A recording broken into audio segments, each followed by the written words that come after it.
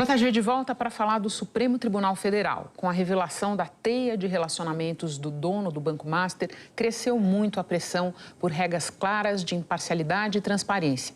E na esteira disso, o presidente Edson Fachin voltou do recesso, anunciando a elaboração de um código de ética ou de conduta, como dizem outros, para os ministros. Nossa convidada de hoje tem um lugar especial nessa discussão. Doutora em Direito Constitucional, professora da ESPM, ela foi uma das coordenadoras de um estudo da Fundação Fernando Henrique Cardoso que recomendou a adoção de um conjunto de regras para disciplinar a atuação dos 11. Estudo este que dialoga com a proposta de código recém-apresentada pela Seção Paulista da Ordem dos Advogados do Brasil. Ana Laura Pereira Barbosa, seja muito bem-vinda ao Jornal da Globo. Obrigada, Renata. Bom, vamos começar desse movimento do ministro Fachin. Antes desse anúncio, reservadamente, boa parte dos ministros se manifestava contrária à adoção de um código de ética, alegando que já existem normas para garantir a imparcialidade. Então, eu te pergunto, por que e para que um código? Renata, eu diria que por dois motivos. Primeiro, porque as regras que atualmente existem para regular a magistratura, por um entendimento do próprio Supremo, não se aplicam diretamente ao Supremo. Isso faz com que a gente precise de outras regras, de regras mais específicas feitas pela própria Corte. E um segundo motivo, que é as cortes ao redor do mundo, elas têm assumido esse compromisso e nessa esteira seria importante que o Supremo também assumisse. Bom, vou aproveitar os teus profundos conhecimentos, Ana Laura, para examinar aqui com ela os três pilares que sustentam esse tipo de código em várias cortes constitucionais do mundo, como ela acabou de dizer. Vamos começar com a imparcialidade que se busca tentando afastar conflitos de interesse. Em 2023, o Supremo derrubou o impedimento que havia para que ministros atuassem em casos defendidos por escritórios de familiares deles.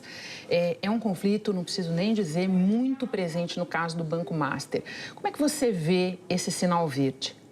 Eu vejo essa decisão do Supremo de 2023 como um equívoco, e um equívoco que agora, no Código de Ética, pode ser corrigido. A proposta da OAB de São Paulo, por exemplo, ela retoma a regra que foi declarada inconstitucional e, na minha visão, por mais que o tribunal tenha tido lá seus motivos, o principal motivo, a dificuldade e o risco de burla da regra, ainda assim, na minha visão, esses motivos não se sustentam. Tem formas melhores de lidar com isso do que extinguir a regra. Por exemplo, a alternativa que a própria proposta da OAB de São Paulo traz, que é, se o ministro perceber uma tentativa de burla por parte dos advogados dessa regra, tem como, por voto do plenário, ultrapassar essa regra e manter o ministro no caso. Se não, a regra vale. Na minha visão, é uma solução melhor do que simplesmente acabar com uma regra que, de fato, era muito importante para impedir conflitos de interesses. Bom, vamos continuar falando de imparcialidade, agora passando da teoria à prática. À luz do que já se sabe, viagem em jatinho particular com o advogado de um alvo da investigação, os negócios da família Toffoli com o entorno do Banco Master, o ministro Dias Toffoli deveria se declarar impedido neste caso? Eu creio que sim. E eu acredito que sim, independentemente da avaliação dele, se ele é ou não preparado para julgar o caso. Porque a regra e o que é de bom tom para preservar a reputação, a percepção de imparcialidade do tribunal, é que se um ministro ele pode ser percebido pela opinião pública como impedido, como suspeito, que seria melhor ele se afastar do caso. Então, independentemente de uma avaliação da capacidade dele como julgador, seria importante, já que há tanta dúvida e dúvidas razoáveis na opinião pública, que ele de fato se afastasse do caso. Bom, vamos então para o segundo pilar desse tipo de código, que é como é que a gente regula a atuação dos ministros fora do tribunal. A gente está falando aí de eventos em que eles palestram, muitos deles fora do país, envolvendo grandes gastos, não raro com patrocínio de entes privados. O próprio Banco Master patrocinou vários desses eventos. Quais deveriam ser os limites para isso, Ana? Para esses limites, acho que é interessante de novo verificar a proposta que já está na mesa no debate público, que é a proposta da OAB de São Paulo, né? Tem soluções super interessantes lá. E eu destacaria duas. Primeiro, a proposta de que ministros, eles podem exercer atividade docente e eles podem participar de eventos, mas esses eventos eles não podem ser financiados por indivíduos que tenham interesses em causas no tribunal e, uma vez participando desse evento, as contas, todos os gastos, eles têm que aparecer na página do tribunal. Então, essa é uma medida super interessante. E a segunda proposta para regular isso seria impedir que os ministros aceitem quaisquer outros presentes, quaisquer outros agrados que não sejam aqueles envolvendo o financiamento para o evento. Essas duas medidas seriam super interessantes. Ou seja, isso deveria estar explícito num código. Isso deveria estar explícito no Código de Conduta. O que pode e o que não pode aceitar. Sem dúvidas. Tá, vamos então ali para o terceiro pilar, que poderia se chamar, se fosse um filme, de O Dia Depois da Toga. Ou seja, que regras deveriam pautar a atuação dos ministros uma vez fora do tribunal. O regimento interno não diz nada sobre isso. Daí eu te pergunto, deveria haver uma quarentena? E, em caso positivo, de quanto tempo? Sem dúvida, deveria haver uma quarentena.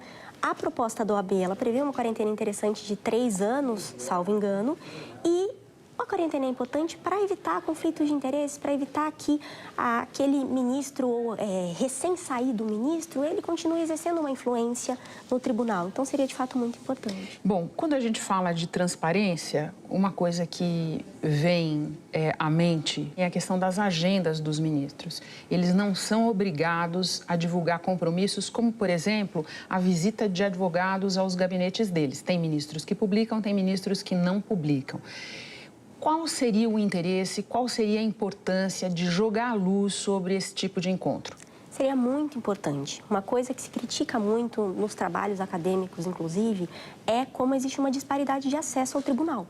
Algumas partes, alguns advogados têm naturalmente, pelas relações políticas, mais acesso ao tribunal e outras partes, principalmente quando a gente fala entidades da sociedade civil, mas também variadas partes que litigam no tribunal, não têm o mesmo acesso. Se a gente tivesse uma agenda pública divulgada, seria possível, pelo menos, publicamente criticar ou verificar quem são as partes que têm acesso ao tribunal. Essa explicação que você está dando tem a ver com aquele conceito que a gente ouve, vira e mexe, que é a questão da advocacia de acesso? Exatamente. O conceito de advocacia de acesso, ele envolve essa advocacia que lucra por meio da possibilidade de acessar um ministro do Supremo. Ou seja, você está sendo contratado não necessariamente pelas posições, mas sim pela possibilidade de chegar lá e fazer um despacho com o ministro do Supremo.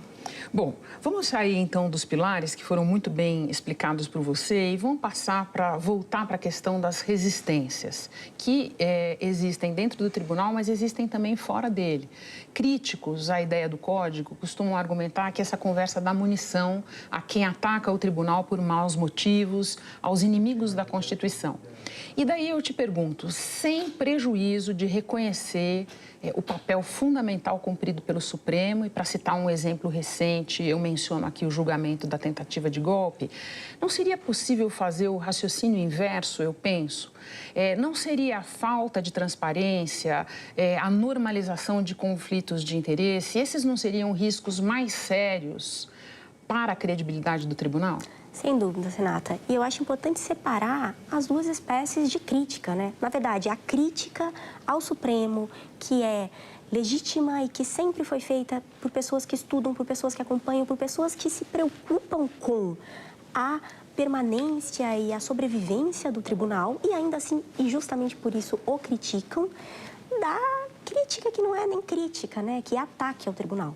Essas coisas, elas precisam ser separadas e, do ponto de vista da crítica e da tentativa de aprimoramento, o objetivo é justamente esse, um tribunal que acata críticas e melhora na transparência, melhora na aparência de imparcialidade, é um tribunal que consegue fortalecer a sua reputação. Foi, por exemplo, justamente esse o intuito do documento da Fundação FHC, quando ele foi elaborado, né? A ideia, todas as pessoas que se reuniram lá são defensores do tribunal. Tem ninguém que ataca o tribunal e a ideia é como fortalecê-lo, como deixá-lo mais blindado contra ataques. Ana Laura, muito obrigada por compartilhar o seu conhecimento com a gente e iluminar questões tão importantes. A gente fica por aqui, mas retorna numa outra vez.